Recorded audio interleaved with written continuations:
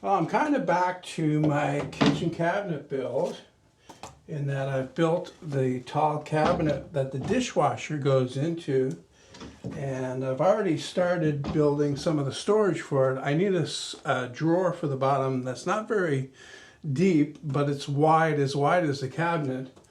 And I'm going to build that in this video. Now this drawer is not going to be complex because it doesn't have to be. I'm going to do it in the simplest way possible. I'm going to use 1/2-inch plywood for the whole thing, except for the front, of course. And I'm just going to be using simple joinery to do it. Now I've got a very simple plan here that I just sketched on a scrap piece of plywood, and it basically just tells the overall dimensions of the drawer that I need to make. The first thing I need to do is trim off this weird end on this piece of plywood so I can use the table saw to make the rest of the cuts.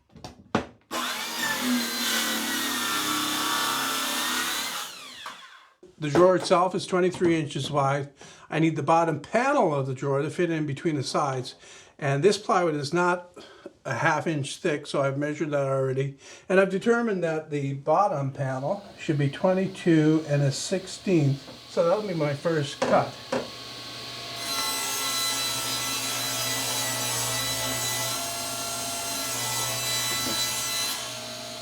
The drawer is 22 inches deep, so I need the bottom panel to be 21 1/16 to fit in between the front and the back.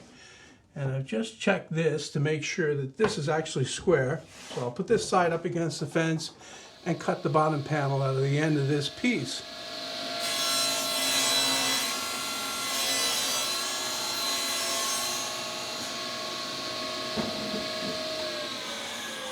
The sides need to be 22 inches long, and the front and back panel need to be 22 1/16. So I'm just going to make another cross cut on the piece that was left over from that last cut, and that'll be enough to do the front and the back and the two sides. And then the drawer's sides and front and back are all 5 1/4 inches tall. The total width, or the total height, will be 5 1/2, but I've got this banding to put on, solid wood, to cover the edge of the plywood. So I'll cut these to 5 1/4. Before I start assembly, I'm going to sand the inside faces of all the parts so that when I put it together, I won't have to do any of that.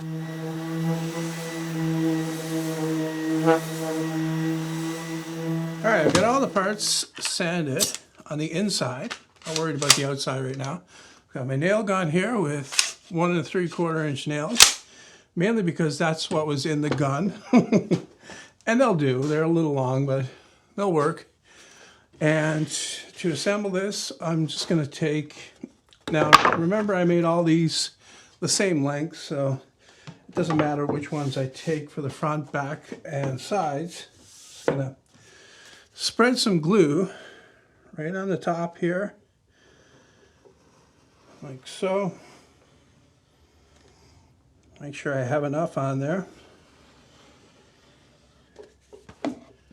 And then position the part after I wipe the dust off. Right on there. And then I'm going to try to hold this so that you guys can see what I'm doing while I drive the nail.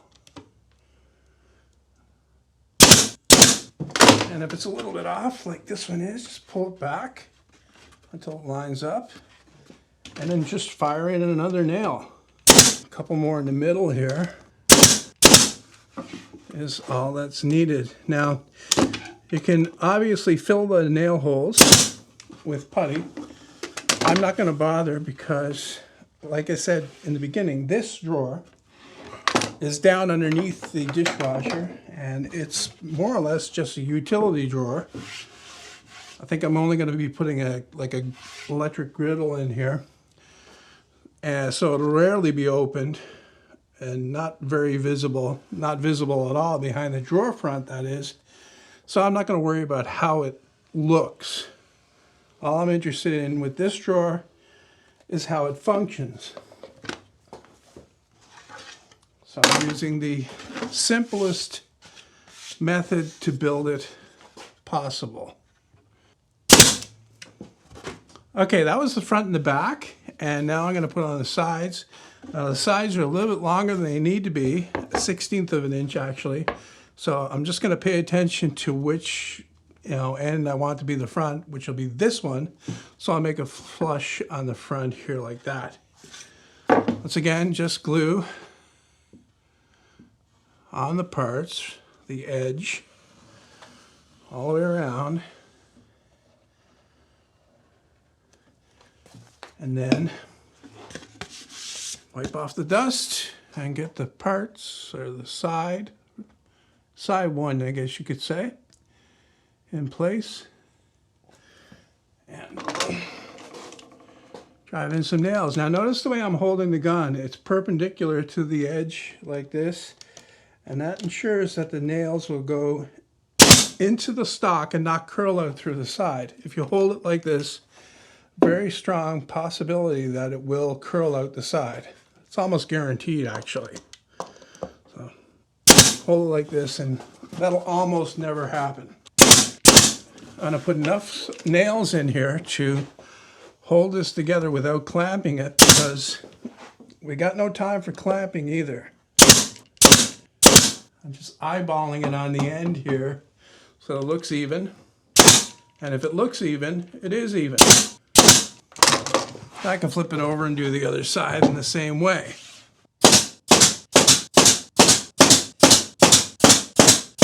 All right, before I move on, I'm going to wipe out any glue squeezed out with a piece of paper towel here.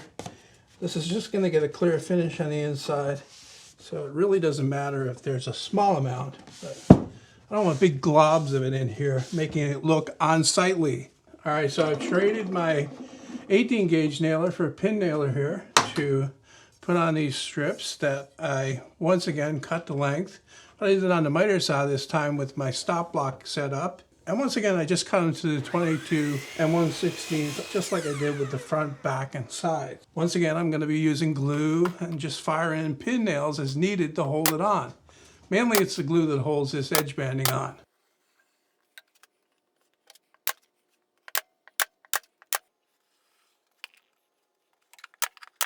I got all the edge banding attached, and I also gave it about a half an hour for the glue to set.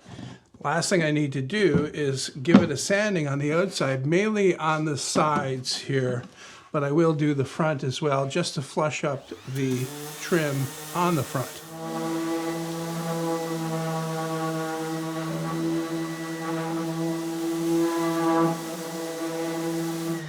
Outside's looking good. I've got my sanding block here. I'm just going to sand the very sharp edge off the edge banding, and then it'll be ready to install.